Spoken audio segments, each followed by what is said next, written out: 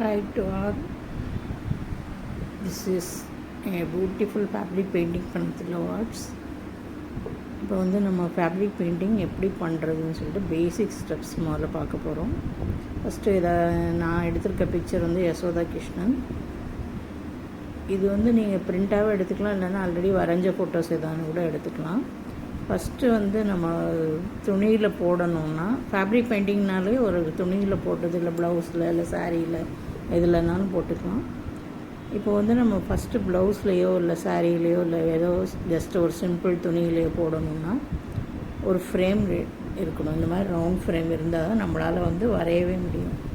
So அந்த frame வந்து துணிக்கு அடியில் ஒரு வளையத்தையும் துணிக்கு மேலே ஒரு வளையத்தையும் நான் காட்டியிருக்க மாதிரி ஃபிக்ஸ் பண்ணிக்கோங்க. நல்லா டைட்டாக ஃபிக்ஸ் பண்ணிக்கோங்க. பண்ணிவிட்டு இந்த ட்ரேசிங் பேப்பர் எடுத்து, எல்லோ கார்பனும் ஒரு ட்ரேசிங் பேப்பர் விற்கும், அந்த ட்ரேசிங் பேப்பரை யூஸ் பண்ணி நீங்கள் அந்த படத்துக்கு அடியில் அந்த ட்ரேசிங் பேப்பரை வச்சுட்டு துணிக்கு மேலே அது வந்து வச்சு லைட்டாக மெதுவாக வரைஞ்சிக்கணும் பென்சிலில்.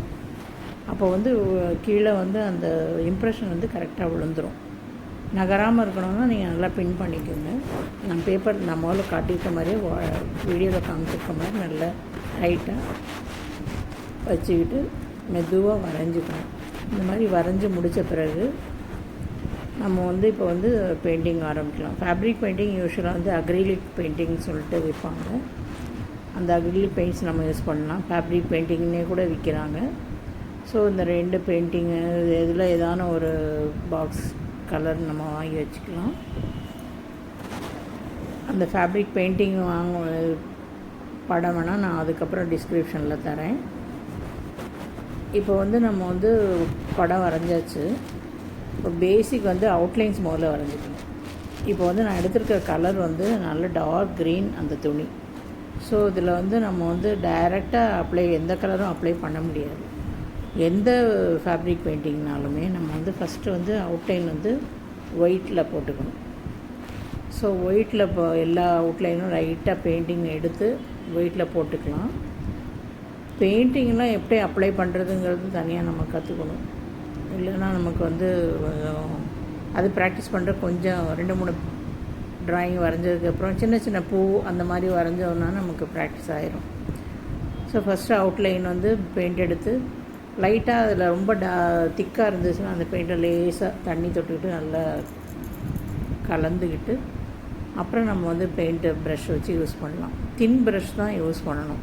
அந்த ப்ரஷ்ஷை வந்து நம்ம வச்சுக்கிறதே வந்து இப்படி சாஞ்சு நம்ம பென்சிலில் எழுதுகிற மாதிரி வச்சுக்கூடாது. கொஞ்சம் நேராக வச்சுக்கிட்டோம்னாக்கா நமக்கு நல்லா தின்னாக நல்லா வரும். ஸோ இந்த மாதிரி பேஸ் வந்து நான் ஒயிட்டில் ஃபுல்லாக போட்டுட்டோன்னா அதுக்கப்புறம் உள்ளே நம்ம கலர் கொடுக்கும்போதும் ஒயிட் ஃபுல்லாக அப்ளை பண்ணணும். அப்போ தான் அந்த கலர் வந்து இப்போ டார்க் கலருங்கிறனால நமக்கு வந்து ஒயிட் போட்டுட்டு அதுக்கு மேலே கலர் போட்டால் தான் அது நிற்கும். ஸோ நான் லைட்டாக ஒயிட் கலர் ஃபுல்லாகவே அப்ளை பண்ணியிருக்கேன். அதில் இன்னும் டார்க்காக அப்ளை பண்ணால் இன்னும் நல்லா பிரிண்ட் அடித்த மாதிரி வரும். ஸோ உங்களுக்கு இப்போ வந்து நான் பேசிக் சொல்லி கொடுக்குறதுனால இந்த ஒயிட்லாம் முதல்ல எல்லா இதுக்கும் அப்ளை பண்ணிவிட்டு, ஏன்னா அந்த இதெல்லாம் நம்ம கடைசி போட்டுக்கலாம். நான் அதெல்லாம் போடலை இன்னும்.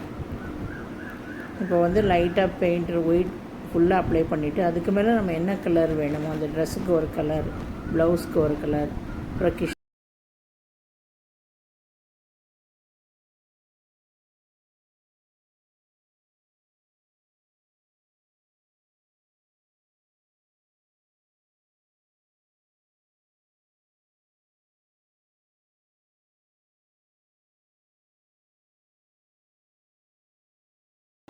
இது வந்து கலர் போட்டிருக்கும். ஸோ ஓரளவுக்கு பேசிக் கலர்ஸ் எல்லாம் அப்ளை பண்ணியாச்சு. இனிமேல் வந்து ஃபுல்லாக கலர் பார்ட் 2 அடுத்த வீடியோவில் பார்ப்போம்.